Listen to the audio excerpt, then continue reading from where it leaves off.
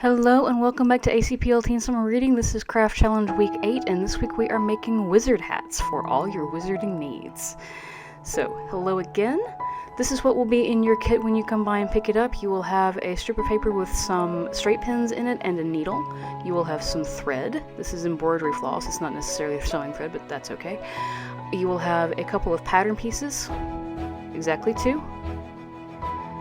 You will have 2 colors of fleece, and you will be able to pick those to some degree, and a pair of scissors if you haven't already picked them up. Step 1 for this is to cut out the pattern, and I very obviously just sped this up a lot because I'm pretty sure you guys can manage to cut out pattern pieces by now. It's really just not that difficult.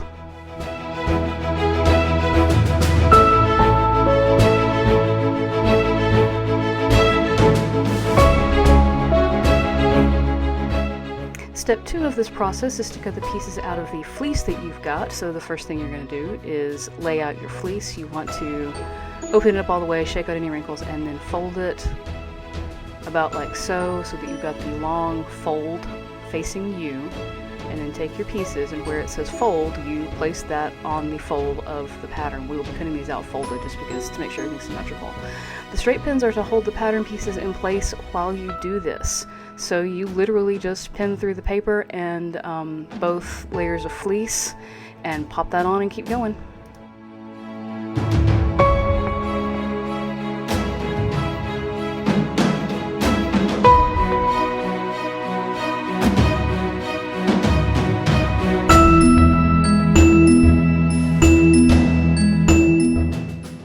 Once you've got everything nice and pinned down, you will cut it out. I do apologize, I do seem to have the bottom edge slightly off camera, but I think you can figure it out.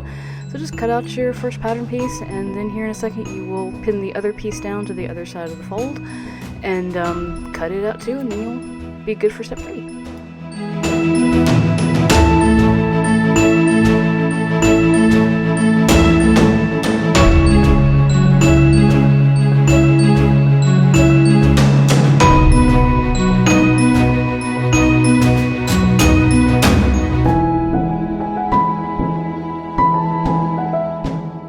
Step 3 is when we start sewing.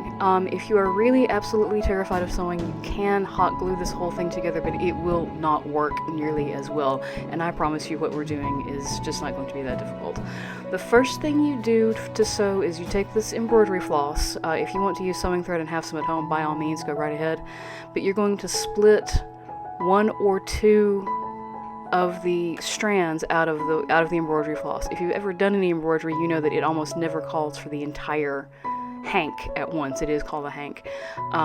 You'll be using 1 or 2. I like it doubled, but I like it doubled very specifically, so I will pull off 1 of these threads, and then I will put both of the ends through the needle so that you've got both ends through the eye and a loop at the other end. At that point, you will be able to start sewing with it pretty easily, but I've kind of forgot to pin the things together first. So you will align the edges of your cone, pin them down so that they will stay put while you are sewing. Just pin them down exactly like we did on the other bit, and here in just a second we will start stitching the thing together.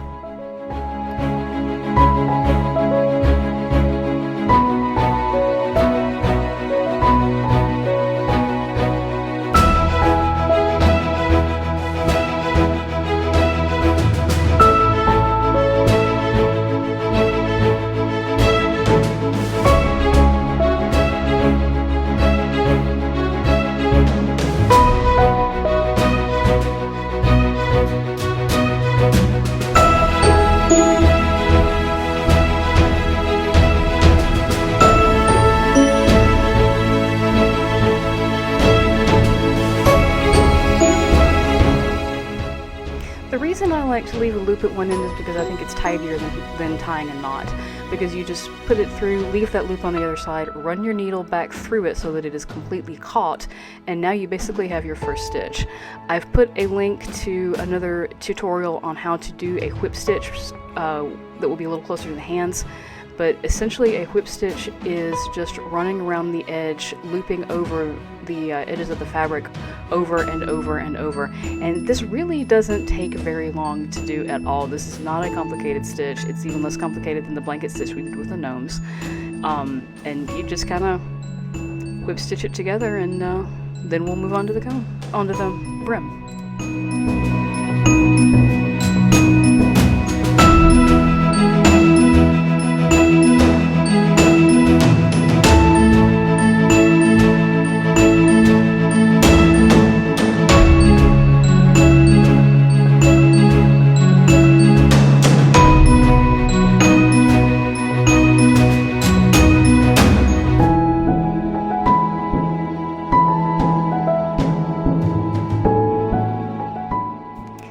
Tie it off. If you need to add thread in the middle, or just once you get to the very end, you will go through, you'll make a stitch, but you will not pull it tight. You will instead run your needle back through it twice, and then do that again. You can pretty much see what I'm doing here, but the other tutorial that I will link you will be a whole lot clearer to watch. And once you have done that once or twice, I literally just pull the needle off and tie the thread in a square knot and then cut the ends off with that. That's just how I've done it. If you've got someone in your life who sews, you can ask them, and they may have a much better option for this, but this is just what I do.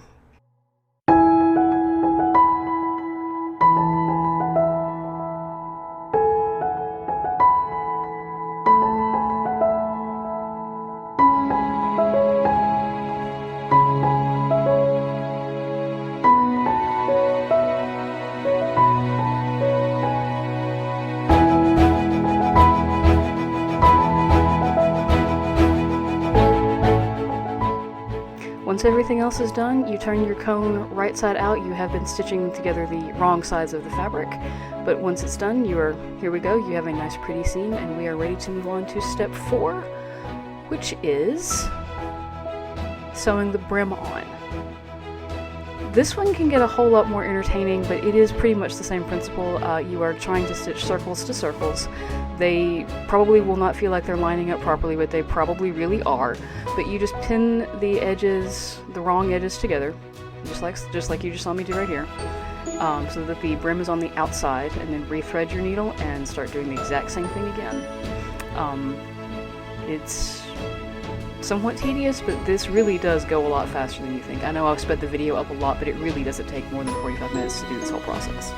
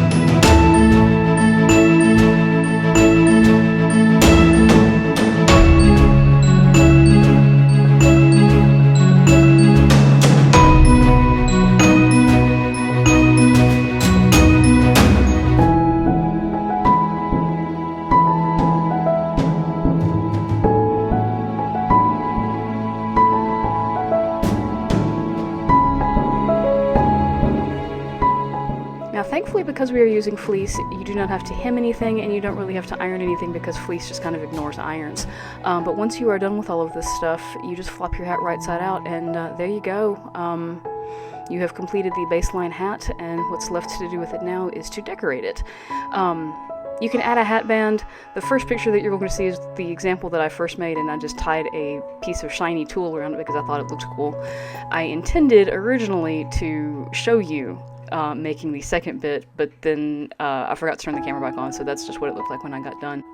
It is easier to just hot glue the decorations on because they're not part of the structure of the hat. They don't matter as much. You can always just glue them back on later, but it's a whole lot harder when your hat just completely falls apart. But with any event, this concludes week 8 of our craft challenge. Thank you and happy reading.